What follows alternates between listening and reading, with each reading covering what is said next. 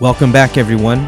I hope you all had a killer holiday and got loaded on some boozy eggnog. Anyway, I got two big videos to share with you in the new year, which I know you will like a lot. There's going to be some new things coming up in 2023. I'll be putting up a website, Patreon, and I'll have merch available eventually. Thanks for the likes, for subscribing, and for sharing this channel with your friends. I appreciate that a lot. This week, we take a look at 10 more wrestling moves. Let's start the history class. Welcome to Wrestling Through the Ages. Made famous by the likes of Johnny Valentine, Greg Valentine, Tito Santana, Jeff Jarrett, Brett and Shawn, I could go on and on. But let's cut to the chase. It's Ric Flair that popularized the famous leg hold. But he wasn't the inventor. Nature Boy Buddy Rogers invented the move around 1957, but the finisher and blonde hair rich superstar gimmick was lifted from the originator, Nature Boy Buddy Rogers. The Texas Cloverleaf. You either seen this move or have no clue it existed. A variation of a Boston Crab. You can see this back-breaking submission lock being utilized on TV nowadays by Nick Aldis, Sheamus, Jon Moxley, and even Rhea Ripley's Prism Trap derives from this hold. It made its TV appearance during the late 70s. Magnum TA, Joe Malenko, and the man of 1,001 holds. Dean Malenko is a wrestler that comes to mind when I think of this hold. Dean used and perfected the hold since his debut in 1979, but this move was actually invented in the early 70s by legendary wrestler Dory Funk Jr. by mistake. Dory mentions he only ever applied this hold one time, but he is credited for inventing the move. You invented the cloverleaf, right? Once in my whole career. How about Once that? in my whole life I used the cloverleaf. Yeah, because you're credited with it.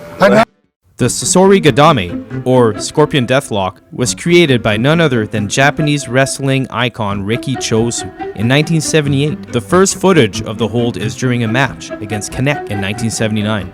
Adrian Adonis used this hold in 1985 against Dynamite Kid. Ronnie Garvin performed it as well in the mid-80s. Terry Taylor used a move in 1988 as a finisher around the same time Sting started using the submission move. Bret Hart was the last one at the gate.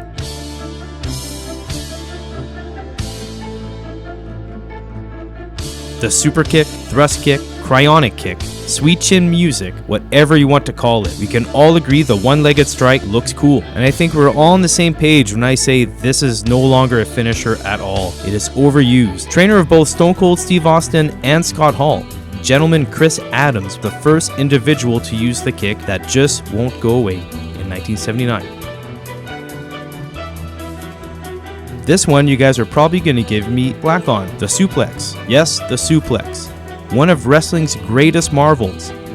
I mentioned in the last Wrestling Maneuvers video that the pile driver had more variations than a 70s camper van. In that case, the suplex is no different, with it having more spin-offs, alterations, and updates than a 1990 Sears lingerie catalog. You know what I'm talking about. Known as the Brainbuster in Japan and the suplex anywhere else in the world, this maneuver did not look like it does today when it was first created by Hungarian pro wrestler Sandor Szabo. Szabo would hook his opponent's neck as if to perform a DDT and then would flip his opponent onto their back. Sandor created the maneuver in early 1949. He did two different variations.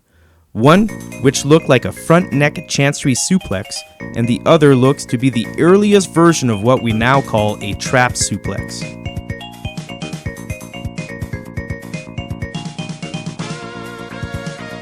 The Victory Star Drop, a high-risk, dangerous maneuver that has been done a total amount of 2 times for All Japan Women Pro Wrestling. It was created by its inventor, Manami Toyota, in early 1994. Both wrestlers land firmly on their heads with no way of protecting themselves. Absolutely insane.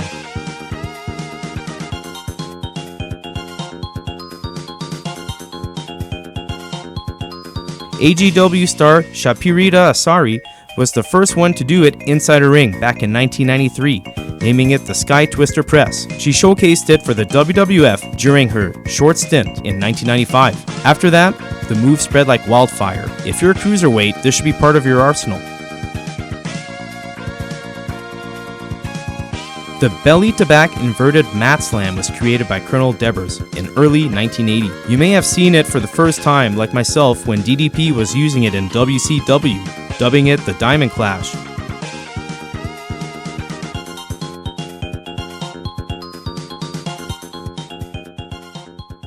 I really wanted to bring this move up. I think technically this should count as the first pseudo jackhammer. Yes, it's in the form of a fallaway slam, but if you pay attention closely, Hoffman hooks his opponent's head under his left arm, and once lifted up, Hoffman rotates his body 180 degrees and slams his opponent into a pinning maneuver. Is it a vertical suplex lift? No. But the manner in which Hoffman executes it quickly and finishes it off with a pin, well, that would date the jackhammer way back to 1958, 22 years before Yokota made it her own.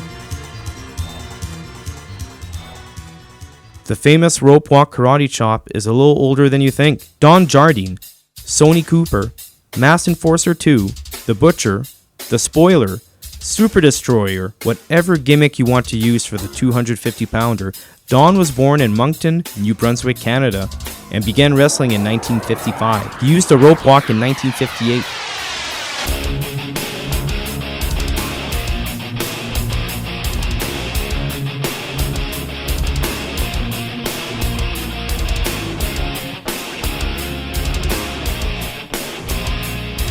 That's it for round 2, ladies and gentlemen.